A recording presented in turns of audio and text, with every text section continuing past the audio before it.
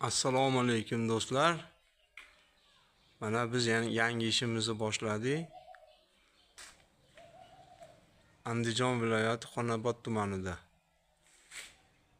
Mana Xudo xolasa shapkalarimizni tunaka qilishni boshladik. Shapkamizni tugatib olib, inshaalloh mana bu darvozaxonaga o'tamiz. Mana shapkalarimizni oz qoldi. O'sha bokovoy qismlarini ham yopib olsak. Rekalarni to'qib tayyor qilib qo'ydik. Mayda lesa borligini evaziga nariyoqqa o'tishga iloji bo'lmayapti. Mana ko'ringlar. Ishimizga o'zingizlar baho beringlar. Obuna bo'lib qo'yinglar. Klass bosinglar. Obuna klassga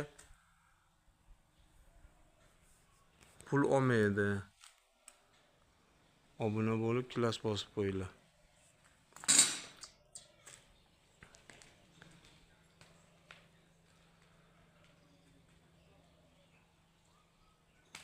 Mana ko'ringlar. Inshaalloh bugun maytda boshlaymiz hozir. Endi shapkasi 2 metr pataloyda buziladigan joyi bor. Eski pataloyini buzib tashab, inshaalloh ertaga yana boshqa video qilaman.